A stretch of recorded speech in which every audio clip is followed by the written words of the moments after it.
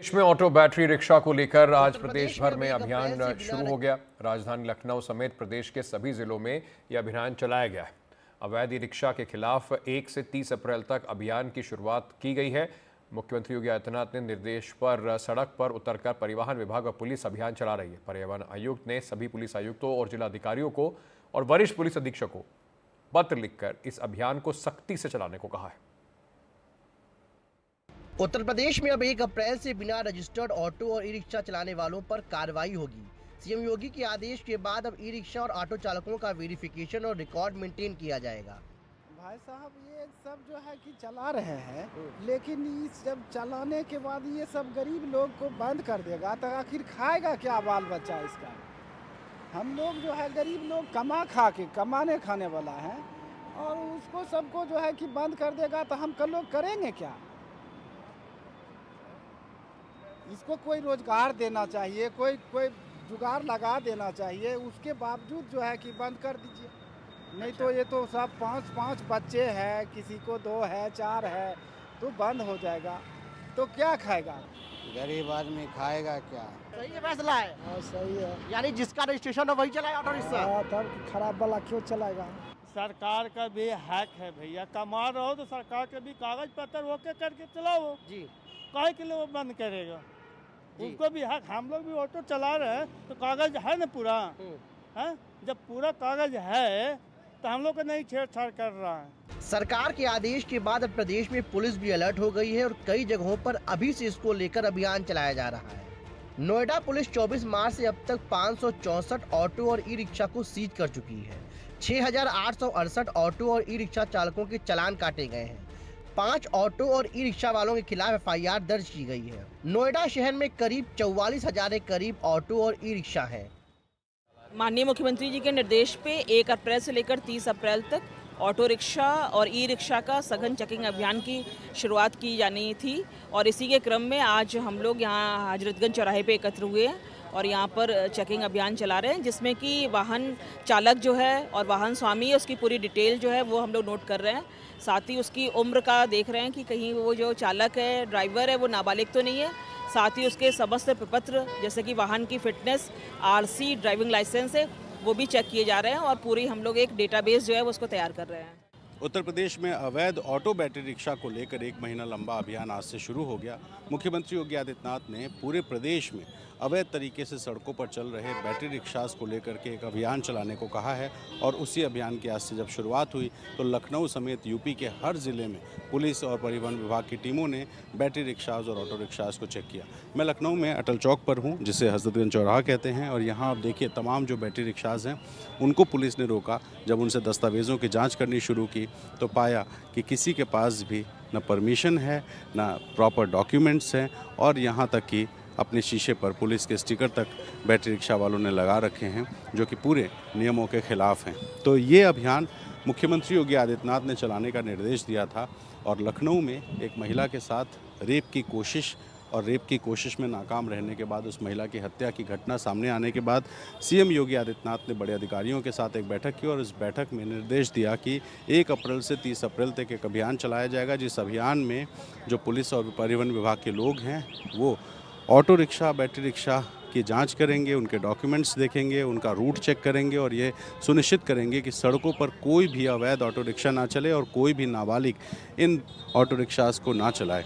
इससे 2 समस्याओं का निदान हो सकता है। पहला, जो पूरे प्रदेश में ट्रैफिक की समस्या की एक बड़ी वजह ये बैटरी रिक्शास निकल कर के सामने आए हैं, इन पर अंकुश लगाना, और दूसरा जो लॉ एंड ऑर्डर सिचुएशन है वो इनकी वजह से ख़राब ना हो, ये सुनिश्चित करना। तो यहाँ जो बैटरी रिक्शास हैं उन पर अभी फ़िलहाल चालान किया जा रहा है, और अगर ये नहीं मानते हैं तो इन गाड़ियों को सीज़ भी किया जा सकता है।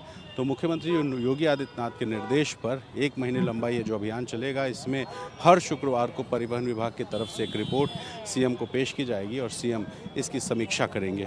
तो लखनऊ की घटना के बाद अवैध ऑटो रिक्शास को लेकर के ये जो अभियान है, इसकी शुरुआत आज से लखनऊ समेत यूपी के सभी ज़िलों में हो चुकी है, और उम्मीद है कि जब तक ये अभियान खत्म होगा कई ऐसे ऑटो बैटरी रिक्शास होंगे जिन पर कार्रवाई हो चुकी होगी, और जो ट्रैफिक समेत लॉ एंड ऑर्डर की समस्या है उससे निजात मिल सकेगा। लखनऊ से कैमरा पर्सन वीरेंद्र सैनी के साथ रणवीर, NDTV इंडिया। इस पूरे मुद्दे पर हमारे सहयोगी पल्लव ने नोएडा के कुछ ऑटो रिक्शा वालों से बातचीत की।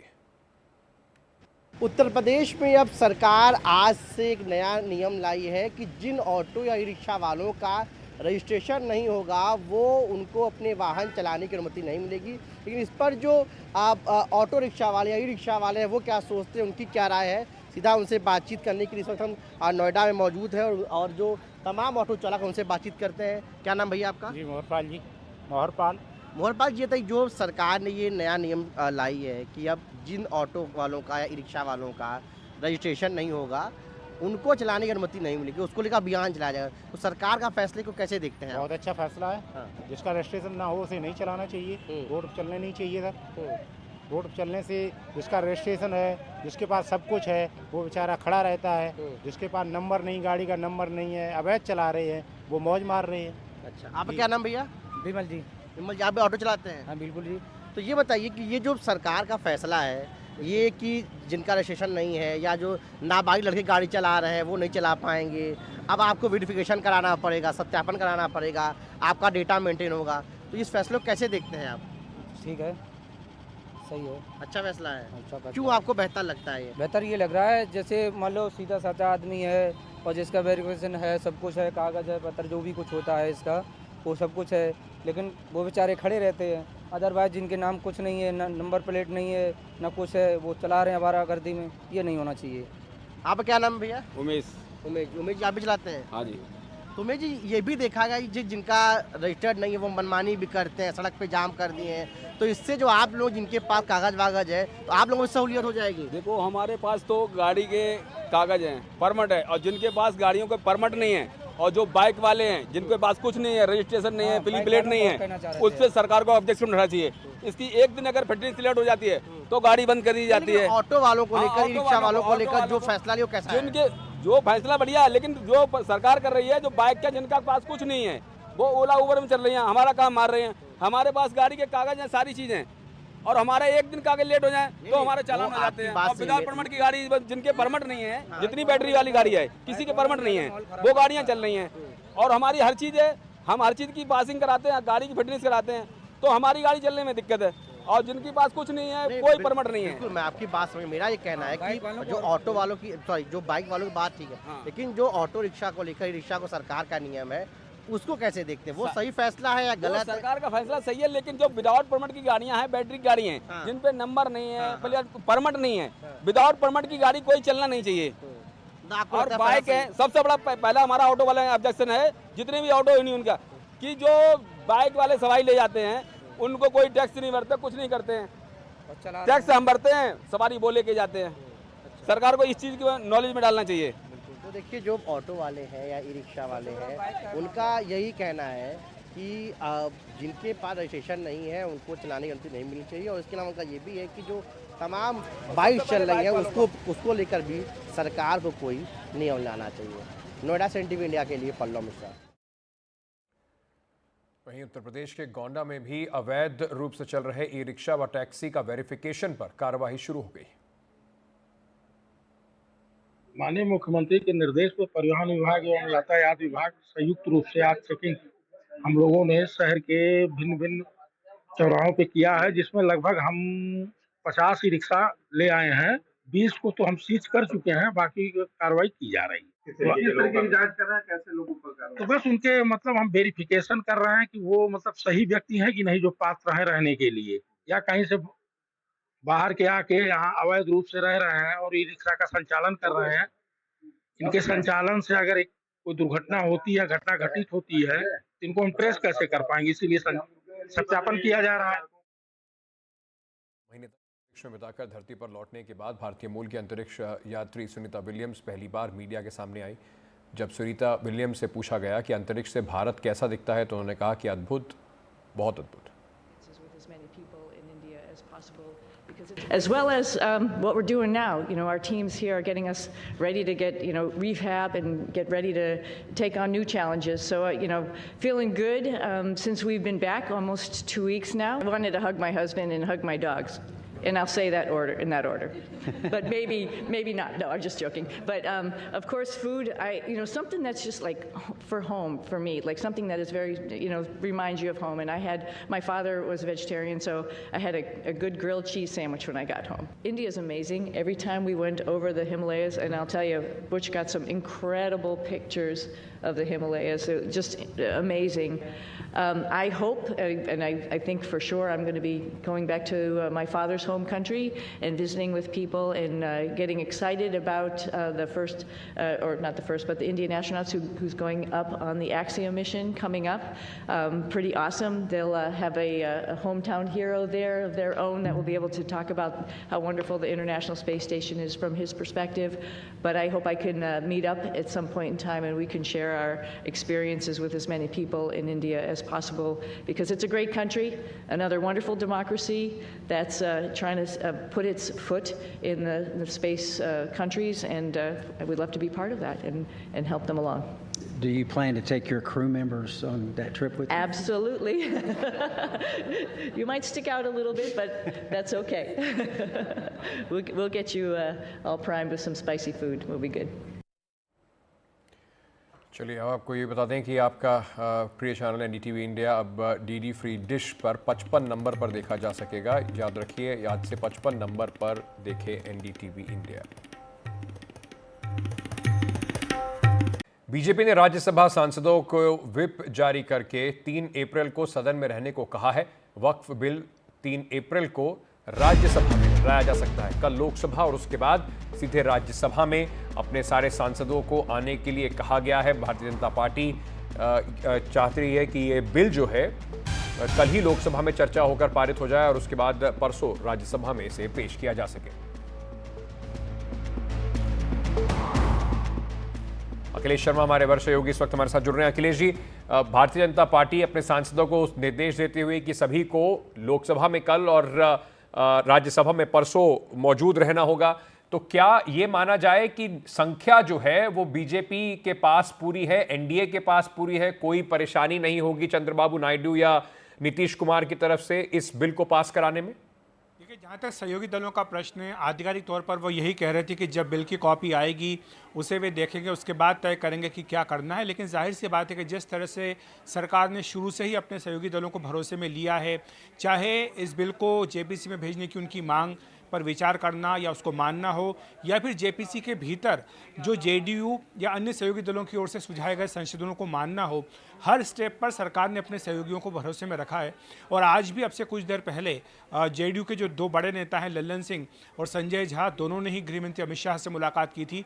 माना जा रहा है कि इस मुलाकात में जो उनकी अपनी चिंताएं थी उन्हें बता दिया गया, सरकार की ओर से बता दिया गया कि उनकी चिंताओं का समाधान कर दिया गया है।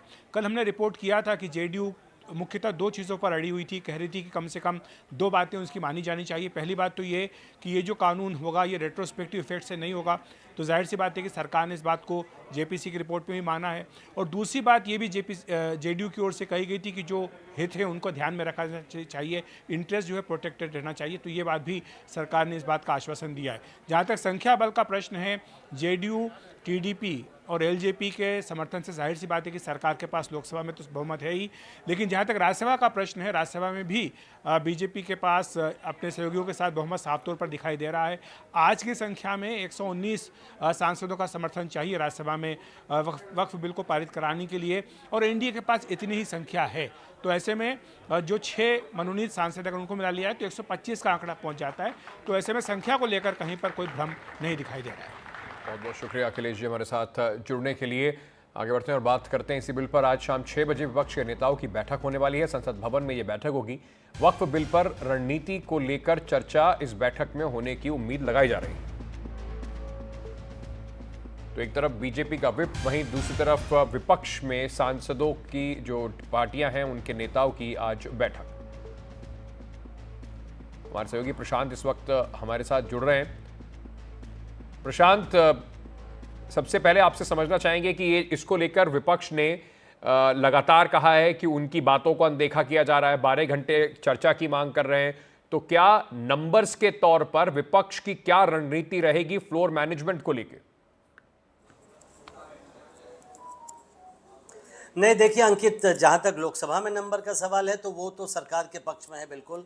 और तब जबकि अब एनडीए की जितनी भी सहयोगी पार्टियां हैं, चाहे जेडीयू हो, टीडीपी हो, चिराग पासवान की पार्टी है, जयंत चौधरी की पार्टी है जिसके 2 सांसद हैं लोकसभा में, उन सब ने अब एक तरह से ऐलान कर दिया है कि वो बिल के समर्थन में है, क्योंकि बिल में जो कुछ आपत्तियां थी उनकी, उसको जेपीसी ने अपनी रिपोर्ट में एड्रेस कर लिया है। तो अब जब एनडीए की सभी सहयोगी पार्टियां साथ में हैं तो नंबर का तो कोई अब संकट नहीं है, ना तो लोकसभा में है और न ही राज्यसभा में है। दोनों ही सदनों में सरकार के पास बहुमत है। अलबत्ता विपक्ष हालांकि की रणनीति ये है कि इस मुद्दे पर सरकार पर वार किया जाए। सरकार पहले से ही सवाल उठाता रहा है पूरा विपक्ष। आपने जेपीसी की बैठक में देखा था कि तमाम जो विपक्षी सदस्य थे जेपीसी में, सबने डिसेंट का लेटर दिया था, अपना असहमति का पत्र दिया था, और संसद के भीतर भी यही आप देखने को मिलेगा। लेकिन ये तय है कि ये बिल अब लोकसभा से पारित हो जाएगा, राज्यसभा से भी पारित हो जाएगा, अगर केवल संख्या की बात करें तो। बहुत बहुत शुक्रिया हमारे साथ जुड़ने के लिए। चलिए आगे बढ़ते हैं, बात करते हैं वक्फ बिल की, जहां कल दोपहर 12 बजे इसको लोकसभा में पेश किया जाएगा। आज बिजनेस एडवाइजरी कमेटी की बैठक में इस पर मुहर लग गई है। बैठक में विपक्ष ने इस बिल पर 12 घंटे चर्चा की मांग की, लेकिन सरकार ने इस बिल पर चर्चा करने के लिए 8 घंटे का समय तय किया है। इसे लेकर विपक्ष के सांसदों ने बिजनेस एडवाइजरी कमेटी की बैठक से वॉकआउट किया। संसदीय कार्य मंत्री किरेन रिजिजू ने कहा कि 8 घंटे चर्चा का समय तय किया गया है, लेकिन चर्चा के दौरान सदन की सहमति से उसे और बढ़ाया भी जा सकता है। उन्होंने कहा कि संसद का सत्र 4 अप्रैल तक ही है, ऐसे में लोकसभा के बाद राज्यसभा में भी बिल को पारित करना होगा। रिजिजू ने कहा कि राज्यसभा में भी समय देना होगा।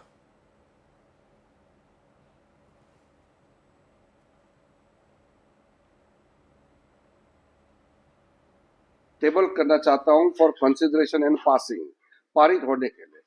उसके बाद हमने 8 घंटे के लिए मान लिया गया है कि चर्चा 8 घंटे का होगा, और बढ़ाना चाहते हैं तो हाउस में स्पीकर सेंस लेकर के बढ़ा सकते हैं। आज 1 तारीख है, 2 तारीख को अगर लोकसभा में पारित होता है, उसके बाद राज्यसभा में रिपोर्टिंग करना होता है, फिर वहां तय करके समय और वहां डिस्कशन होना है। अगर 2 दिन लोकसभा में चर्चा करेंगे तो कहाँ समय बचा है? समय को भी तो देखना पड़ेगा ना, क्योंकि ये कैलेंडर तय किया गया है और हर बिल 1 दिन चर्चा होते हैं। आप बताइए, कोई जेपीसी का कोई रिपोर्ट को लेकर के कभी अनलिमिटेड 12 घंटे 20 घंटा चर्चा हुआ है क्या? कल 6 घंटे 7 घंटे चर्चा होते हैं। बिजनेस एडवाइजरी कमेटी में सरकार अपने मन की कर रही है और संसदीय परंपराओं का उल्लंघन कर रही है।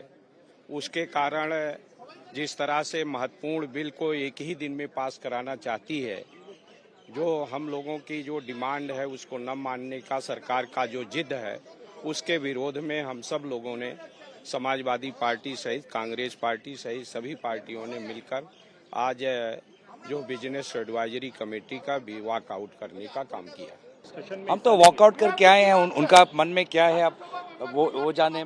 आदरणीय, हम आशा करेंगे कि आदरणीय अध्यक्ष महोदय सब चीज़ का संज्ञान रखेगी। पूरा देश आज देख रहा है कि किस प्रकार से लोकसभा में धीरे धीरे आज लोकतंत्र की आवाज़ को कुचला जा रहा है। चलिए, वक्फ बिल को लेकर हमारे सहयोगी प्रशांत ने कांग्रेस सांसद इमरान मसूद से बातचीत की, आपको सुनाते हैं। अब ये तय हो गया है कि वक्फ बिल पर चर्चा लोकसभा में बुधवार को यानी कल होगी, और बीएससी की बैठक में तय हुआ है। हमारे साथ हैं इमरान मसूद, कांग्रेस के सांसद सहारनपुर से, और जेपीसी के मेंबर भी थे आप इमरान भाई। ये बताइए कि सरकार तो अब कल बिल लेकर आ रही है, आप लोग तमाम विरोध करते हैं, लेकिन सरकार कह रही है कि वो चर्चा के लिए ला रही है और देश उनके साथ खड़ा है। नहीं, कहाँ से देश खड़ा है उनके साथ?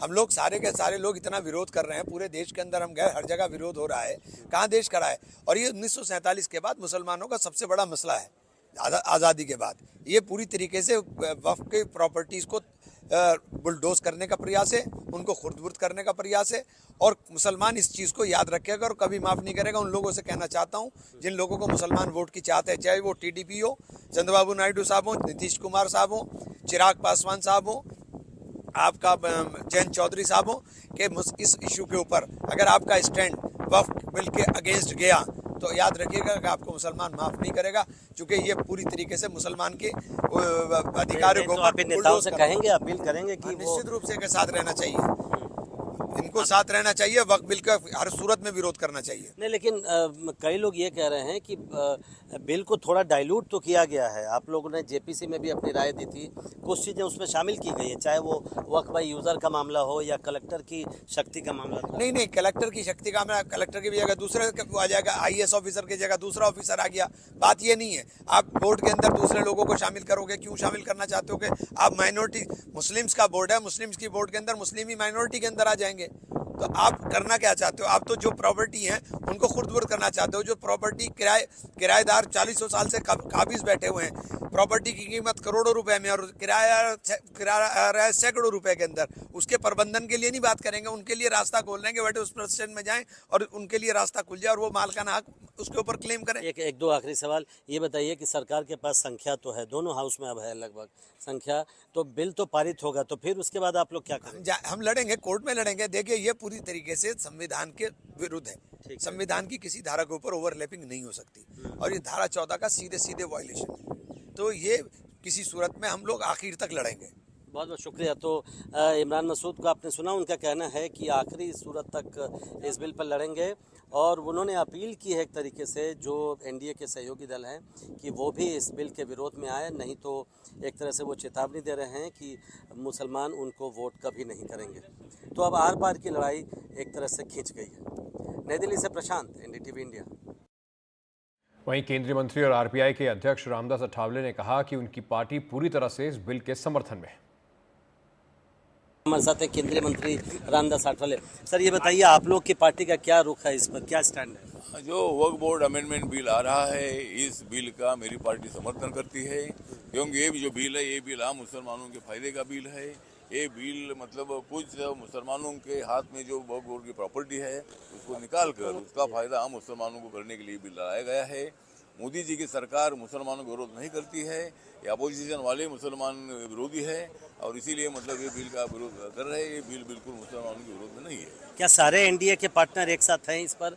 क्योंकि खबर ये आ रही थी कि कुछ पार्टियां इसको लेकर असहमत हैं। मुझे लगता है कि एनडीए की सभी पार्टियां एक साथ है। मेरी पार्टी एनडीए का पार्टनर है, मैं राज्यसभा में उसका समर्थन करने वाला हूँ। नीतीश कुमार हो या मतलब चंद्रबाबू नायडू हो या और भी जो हमारे एनडीए के जो पार्टनर है, ये सभी एकजुट होकर मतलब इस बिल का समर्थन करेंगे। अपोजिशन के कुछ लोग हमारे साथ आ सकते हैं, क्योंकि उन्होंने ये बिल को पढ़ना चाहिए। ये बिल में कोई अगर अमेंडमेंट करने की उनकी भूमिका है तो उसके लिए वो अपनी भूमिका रख सकते हैं, लेकिन ये बिल मुसलमानों के फायदे का है।